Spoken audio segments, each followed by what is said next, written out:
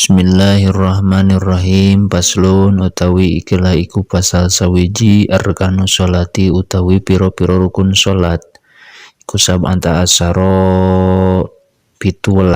Al awalu utawi kang awal iku aniyatu niat. Dina ieu pasal ulama rek nyaritakeun rukun sholat nu jumlah ayat 17.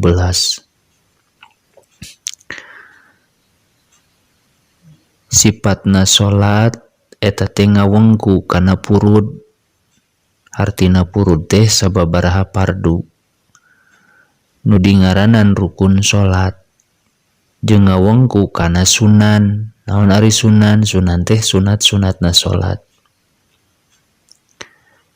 Ari sunat mah nu sok ditamal ku sujud sahwi nalika ditinggalkeun, dingaranan we sunat abad. Ari sunat nu tara ditambal ku sujud sahwi nalika ditinggalkeun eta mah dingaranan sunat hayat. Oke, dihareup aya sunat kabagi kana dua bagian, aya sunat abad, aya sunat hayat.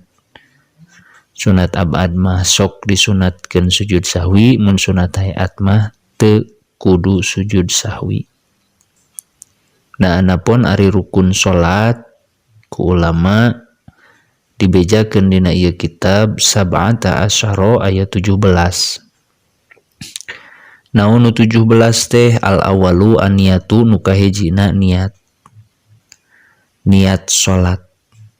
Nu jadi dalil dina niat nyaeta dawuhan Allah Subhanahu wa taala dina Al-Qur'an surah Al-Bayyinah ayat ke-5. Wa ma umiru illa liya'budullaha mukhlisina lahuddin. Tepati-pati kami marentahkeun ka aranjeun kabeh kana ngalaksanakeun ibadah mukhlisina lahuddin kalawan ngaikhlaskeun kataatan ka Gusti Allah. Tah kecap ikhlas, kecap mukhlisin di dinya teh nyaeta niat. Nu kadua berlandaskeun hadis Rasulullah sallallahu alaihi wasallam anu diriwayatkeun ku Sayyidina Umar bin Khattab radhiyallahu anhu saurna, kami nguping ti Kangjeng Nabi ngadawuhkeun kieu innamal a'malu binniyat wa innamal likulli imri'in ma nawa. Sayogyana sahna sakabeh amal perbuatan teh eta ku niat, jeung saenyana pikeun sakabeh jalma naon nu dia niatan ku manehanana. Riwayat Imam Bukhari jeung Muslim. Nya kitu deui ulama ge geus ijma yen salat eta teh teu sah iwalti kalawan niat. Sareng tos diterangkeun dina hakikatna niat jeung syaratna dina bab wudu. Ari carana niat lamun salatna fardu eta teh kudu ngucapkeun ku hate, usolli fardhu duhri, abdi salat fardu duhur. Usolli fardhul asri, abdi salat fardu asar. Sareng saterusna. Teu wajib ngucapkeun lillahi ta'ala nama sabab ibadah mah kabeh ge karna Allah. Ngan sunat ngucapkeunana supaya nyata harti ikhlasna. Nya kitu deui sunat niat yang hareup ka kiblat mustaqbilal kiblati. Ta eta teh hukumna sunat ngucapkeun mustaqbilal kiblati teh. Bilangan rokaatna disebutkeun niat adaan atawa qodoan karena supaya kaluar tina khilaful ulama. Ari tempatna niat nyaeta dina hate. Sabab eta niat teh disebut qasdu. Ari qasdu teh ngamaksud tayalianti iwalti ku hate. Teu cukup ngomong dina lisan bari poho kana hate. Tapi sunat ngucapkeun anu diniatan talaput biniat disebutna memeh takbiratul ihram teh. Contoh usolli fardhu duhri arba'a rakaatin mustaqbilal kiblati adaan lillahi ta'ala mun salat sorangan.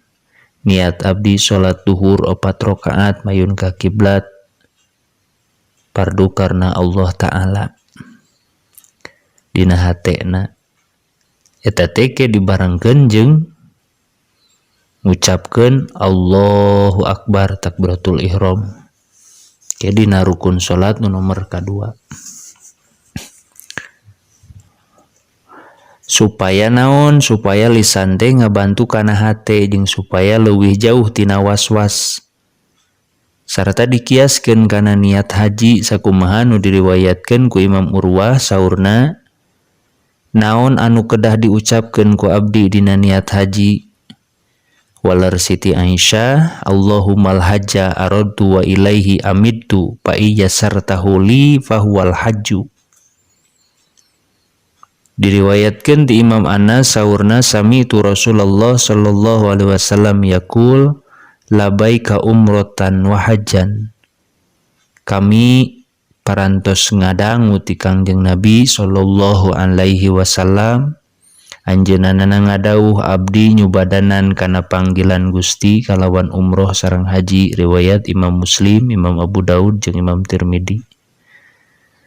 Sareng deui diriwayatkeun ti Imam Jabir bin Abdullah saurna qadimna ma'a Rasulillah sallallahu alaihi wasallam wa nahnu naqul labaika bil haji. Abdi sadayana dongkap sareng Rasulullah sedengkeun abdi sadaya ngucapkeun labaika bil haji. Abdi sadaya nyubadanan kana panggilan Gusti kalawan haji. Riwayat Imam Muslim. Ta ieu hadis teh nuduhkeun yen Kangjeng Nabi sareng para sahabatna dina munggah haji sok ngucapkeun niat haji kalawan ucapan labbaika bil haji atawa Allahummal hajja aradtu wa ilaihi amidtu. Ari waktuna niat salat wajib kudu marengan takbiratul ihram sabab ieu takbiratul ihram teh pangheulana rukun salat. Ieu dingaranan muqaronah hakikiyah. Tapi Imam Nawawi ngiring ka Imam Haramain jeung ka Imam Ghazali milih kana ngalap cukup kalawan muqaronah urfiyah amiyah babarengan ceuk adat umum sehingga keun dianggap inget kana salat henteu poho tina salat karena itiba ka awalin ulama anu awal anu baheula. Dina tasamuh dina babarengan niat para imam nutilu nyaeta Imam Abu Hanifah, Al-Imam Malik jeung Imam Ahmad milih kana ngalap cukup kalawan niat memeh takbiratul ihram. Nah, simpulanana nu kahiji rukunna salat teh nyaeta niat. Ucapkeun urang niat teh ceuk Imam Syafi'i ngiring ka Imam Haramain sareng ka Imam Ghazali ngalap cukup kalawan muqaronah urfiyah amiyah babarengan ceuk adat umum. Jadi pas ngecapkeun takbiratul ihram Allahu Akbar di dinya tempatna niat dina jero hate niat abdi salat zuhur 4 rakaat meun ka kiblat fardu karna Allah. Niat abdi salat asar 4 rakaat meun ka kiblat fardu karna Allah. Niat abdi salat maghrib 4 rakaat meun ka kiblat fardu karna Allah. Niat abdi salat isya 4 rakaat meun ka kiblat fardu karna Allah. Niat abdi salat subuh 2 rakaat meun ka kiblat fardu karna Allah Ta'ala. Dina jero takbiratul ihram napon ari ceuk Imam Abu Hanifah, Imam Malik jeung Imam Ahmad mah milih kana ngalap cukup kalawan niat memeh takbiratul ihram. Jadi niatna teh memeh takbir. Jadi Allahu Akbar nama paneuri santos niat ngan teu lila jangka waktuna niat nepi ka takbiratul ihram. Matakan lamun urang ningali salatna salian ti mazhab Imam Syafi'i siga teu make niat padahal niatna memeh takbiratul ihram negara rancang. Tanu kahijina niat. Asani utawi kang kaping 2 iku takbiratul ihrami takbiratul ihram. Nu kaduana rukun salat teh nyaeta takbiratul ihram maca Allahu Akbar. Lain ngangkatkeun leungeun da ngangkatkeun leungeun mah eta mah hukumna teh sunat, nu wajibna mah Allahu Akbar. Lamun jelema ninggalkeun rukun dina salat, lamun seugeun ngahaja ninggalkeunana teu aya udur bangsa sara maka batal salatna, kecuali mun aya udur kaya ning jelema misalkan teu bisa ngomong maca Allahu Akbar teu bisa nyata mah aya udur bangsa sara teu nanaon jelema teu ngucapkeun Allahu Akbar oge. Lamun teu aya udur mah kudu maca Allahu Akbar sabab takbiratul ihram nu nomor kadua dina rukun salat. Dina mimitihan urang arek salat karena harti cek ulama na salat teh awalun muftatahatun bit takbir nyaeta mimiti perkara nu dimimitian ku maca takbir maca Allahu Akbar diakhiri ku maca salam wa muhtatamatun bitaslim diakhiri ku baca salam salat. Nah ieu takbiratul ihram teh nyaeta mimitina salat dina keur nangtung atawa gaganti tina nangtung kaya ning diuk lamun urang mampu bari nangtung pan ke aya rukun dina salatnya. Nu jadi dalilna nyaeta dauhan Kangjeng Nabi sallallahu alaihi wasallam ida kumta ila salati pasbigil wudu'a sumastakbilil kiblata fakabir, di mana anjeun rek ngadegpikeun ngalaksanakeun salat maka sampurnakeun wudu tuluy anjeun kudu nyanghareup ka kiblat maka tidinya anjeun kudu maca takbir maca Allahu Akbar. Riwayat Imam Bukhari jeung Muslim, malah nu sanesna ge ngariwayatkeun. Oge diriwayatkeun ti Siti Aisyah radhiyallahu taala anha saurna kana Rasulullah sallallahu alaihi wasallam yastabtihu sholata bitakbir wal qiraata bilhamdulillahi rabbil alamin. Kaayaanana Kangjeng Nabi sallallahu alaihi wasallam ngawitan kana salatna teh kalayan maoskeun takbir jeung bacaan kalawan suratul hamdulillahi rabbil alamin, suratul Fatihah. Riwayat Imam Muslim. Sareng dawuhan Kangjeng Rasul sallu kama raaitumuni usolli, kudu salat anjeun sakumaha nu ditempokeun ku anjeun nalika kaula keur salat. Nah jeung ditangtukeun ieu takbir teh pikeun anu bisa kalawan ucapan Allahu Akbar, sabab eta anu masyhur tina padamelan Kangjeng Rasul. Dina hadis Imam Abi Humaid mah diriwayatkeun anna Nabi sallallahu alaihi wasallam kana idza qama ila salati i'tidala qa'iman wa rafa'a yadayhi hatta yuhadiya bihima man kabaihi sumaqala Allahu Akbar. Saenyana Kangjeng Nabi sallallahu alaihi wasallam di mana ngadeg bade ngalaksanakeun salat anjeunna teh ngadeg kalawan ajeg sareng deui ngangkatkeun dua pananganana sehinggakeun meneran dua pananganana teh kana dua tak-takna. Teras deui anjeunna ngadawuhkeun Allahu Akbar. Hadis sahih riwayat Imam Ibnu Majah. Diriwayatkeun ti Imam Abi Sa'id Al-Khudri dawuhan Kangjeng Nabi idza qala al-imamu Allahu Akbar faqulu Allahu Akbar. Di mana imam maca Allahu Akbar maka ucapkeun ku anjeun Allahu Akbar. Riwayat Imam Baihaqi. Nah ketika orang berjamaah imam sunat bedas maca takbirna sehinggakeun kadengieun ku si makmum nya kitu deui takbir intiqal maka maranehanana nyaraho kana salatna si imam. Lamun masjidna gede sehinggakeun sora imam teu nepi ka sakabeh ahli masjid atawa sora imam lemah henteu tarik ku sabab gering jeung sabangsana maka sebagian makmum kudu nganepikeun takbirna si imam. Kudu aya mubalig nurutkeun kadar kapangabutuh. Model urang sok ngadangu imam Masjidil Haram ningananya imamna malaun mubaligna mah pantarik cek imamna Allahu Akbar cek makmumna Allahu Akbar gitu. Diriwayatkan di Siti Aisyah radhiyallahu taala anha anna Nabi sallallahu alaihi wasallam fi maradihi bin nasi wa Abu Bakrin radhiyallahu anhu yusmi'uhum takbir. Saenyana Kangjeng Nabi salat dina waktos henteu damang sareng jalmi-jalmi sedengkeun Sayyidina Abu Bakar radhiyallahu taala anhu nganepikeun takbir ka jalma-jalma supaya kadengieun sorana.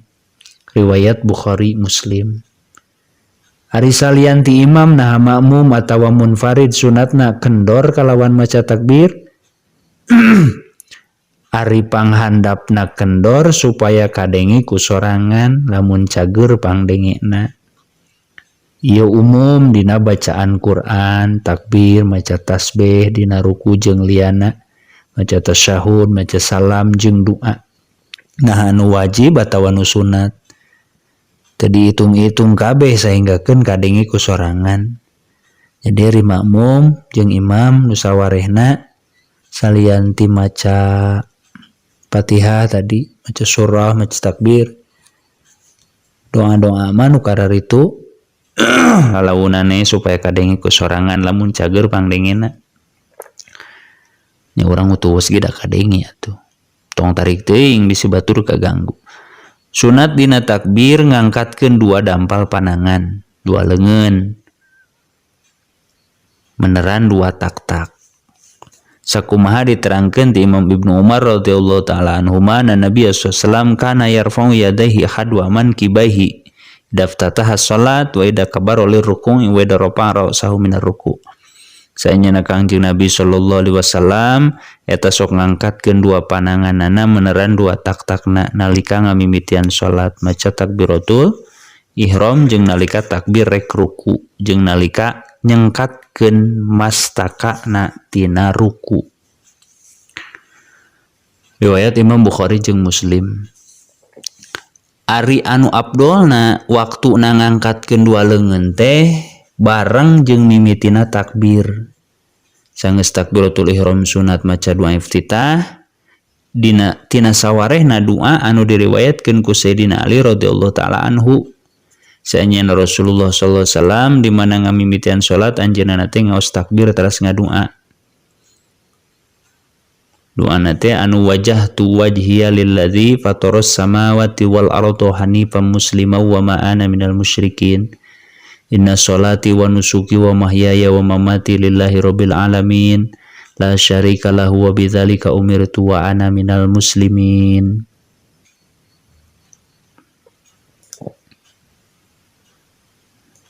Mun urang mah ninganan sok maca teh ti Allahu akbar kabira, Allahu akbar kabira walhamdulillahi katsira wa subhanallahi bukratan wa asila.